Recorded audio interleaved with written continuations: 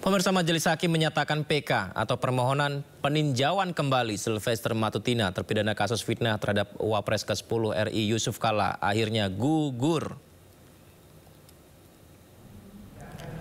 Keputusan itu diambil lantaran alasan Sylvester untuk menunda lagi. Jadi tidak hadir ya, sampai 3 kali pemirsa penundaan, padahal mengajukan permohonan PK. Dan dianggap tidak jelas. Itu alasan pertama. Alasan kedua, dokter yang menaikkan surat permohonan penundaan sidang PK juga dianggap tidak jelas. Jadi alasan Sylvester sakit tidak bisa dipercaya dengan kuat. Diketahui pemirsa, Sylvester ini sudah 2 kali absen dalam sidang permohonan PK-nya di PN Jaksel, yakni Rabu 20 Agustus dan 27 Agustus. Sementara kuasa hukum Sylvester mengaku menerima keputusan hakim tersebut. Kami menganggap pemohon. Yang pertama sidang itu dengan surat yang lengkap.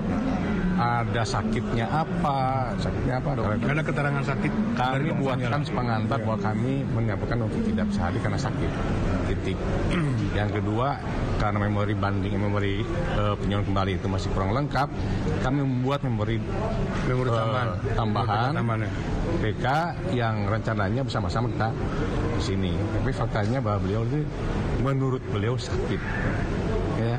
Kembali saya sampaikan bahwa saya bukan dokternya, saya pendampingnya dalam masalah hukum.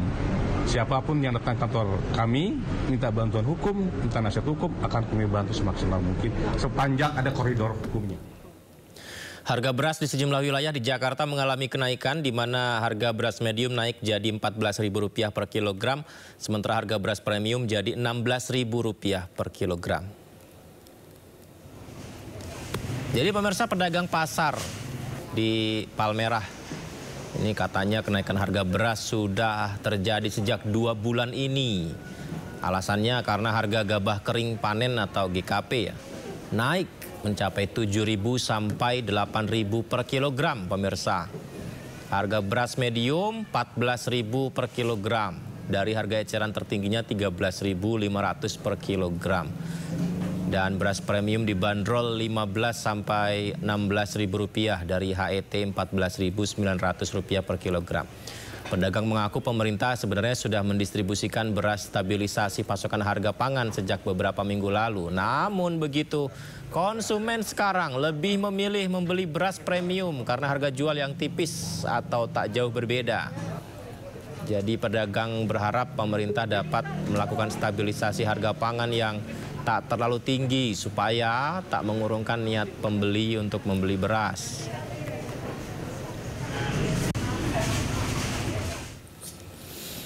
Ya, semuanya naik pemirsa, termasuk harga beras ya di sejumlah daerah terus naik dalam 7 bulan terakhir. Sementara beras SPHP Bulog harganya terjangkau Rp12.500 per kilo, makin sulit ditemukan di pasaran.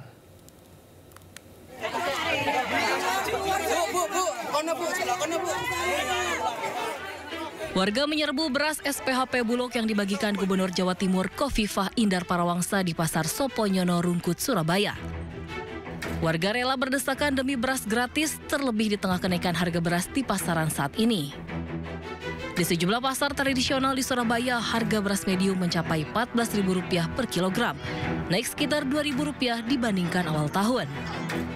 Sementara harga beras SPHP Bulog seharga Rp12.500 per kilogram makin sulit didapatkan.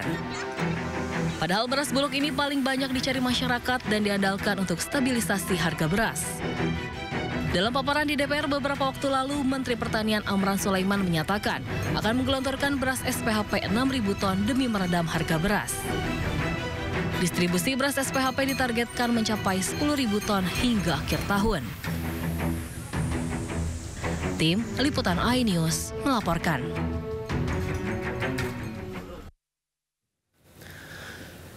Pemirsa, Badan Pangan Nasional buka suara menanggapi kelangkaan beras di pasar modern yang disertai lonjakan harga. Bappenas memastikan stok beras secara nasional sebenarnya masih dalam kondisi aman, jadi masyarakat tidak perlu panik. Harga beras yang masih tinggi hingga saat ini terus menjadi sorotan banyak pihak. Badan Pangan Nasional mengklaim bahwa stok produksi beras di tahun ini diperkirakan masih cukup untuk menjaga pasokan dalam negeri. Deputi Bidang Ketersediaan dan Stabilitas Pangan Bappenas I Gusti Ketut Astawa menjelaskan bahwa produksi beras konsumsi sepanjang tahun bisa mencapai 41 juta ton. Dengan angka tersebut, maka stok beras nasional tahun ini diklaim aman. Namun dengan fenomena harga beras yang selalu tinggi, Bappenas menilai terjadi penyimpanan stok di tingkat petani yang mengakibatkan stok tak sepenuhnya beredar di rantai distribusi. Yang dilanggar adalah antara janji di kemasan tidak sesuai dengan isi, itu yang dilanggar, bukan masalah harganya. Jadi ini yang harus kita clearkan dulu sekali lagi, dari sisi produksi sampai akhir Desember dengan asumsi tadi, kami pakai pegangan rata-rata dulu ya, karena KSA belum keluar.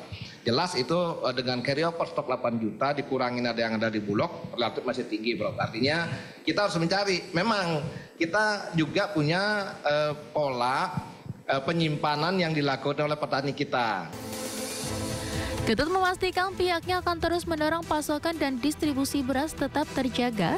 Bappenas tetap menjaga komunikasi dengan lembaga terkait demi memastikan harga beras tetap dapat terjangkau di masyarakat.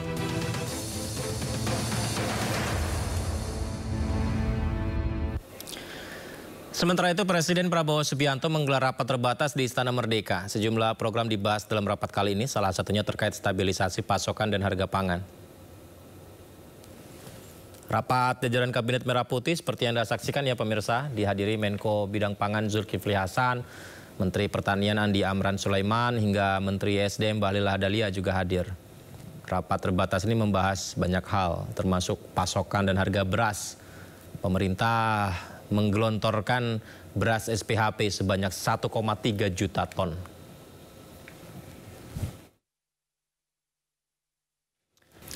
Kita beralih ke informasi lain, pemirsa. Kejagung menggeledah rumah mewah milik tersangka kasus korupsi tata kelola minyak mentah Riza Khalid di Bogor, Jawa Barat. Jadi pemirsa, ada tanah dan bangunan serta fasilitasnya pun disita oleh Kejagung.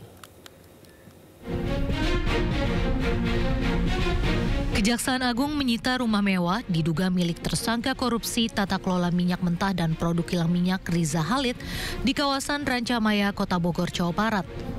Tanah dan rumah mewah dengan fasilitas kolam renang tersebut disita penyidik Kejagung usai dilakukan penggeledahan sebelumnya Selasa kemarin berkaitan dengan tindak pidana pencucian uang yang dilakukan Riza. Kapus Penkum Kejagung Anang Supriyatna menyebut rumah mewah ini berdiri di atas lahan 6.500 meter persegi yang terdiri dari 3 sertifikat hak guna bangunan yang seluruhnya bukan atas nama Riza. Selain sudah melakukan tetap pencarian terhadap MRC, tim penyidik Gunung Unar juga telah melakukan penyitaan selain mobil yang kemarin 2 kali penyitaan. Kemarin sudah melakukan penyitaan terhadap 1 bidang tanah yang diduga milik tersangka MRC. Ini kaitannya dengan penggeledahan penyitaan terhadap tanah beserta bangunan diduga merupakan hasil dan sarana kejahatan dalam perkara TPPU yang tindak pidana asalnya dari tindak pidana korupsi tata kelola minyak. Ada bangunan rumah, di dalamnya juga ada fasilitas cukup mewah. Ada kolam renangnya juga sama lengkap. Nanti gambar. Kurang lebih itu 3 sertifikat. Jadi sertifikat yang pertama tadi yang 2.591 meter, yang kedua 1.956 meter persegi dan 2023 kurang lebih 6.500 meter. Itu 3 sertifikat atas nama MRC atau uangnya ya atas nama orang lain nomini, tapi uangnya berasal dari tersangka MRC. Sebelumnya Kejagung juga telah menyita 9 mobil tersangka Riza Khalid. Hingga kini, Riza belum ditahan karena tidak berada di Indonesia. Ia disebut-sebut berada di Singapura dan saat ini masih dalam pencarian.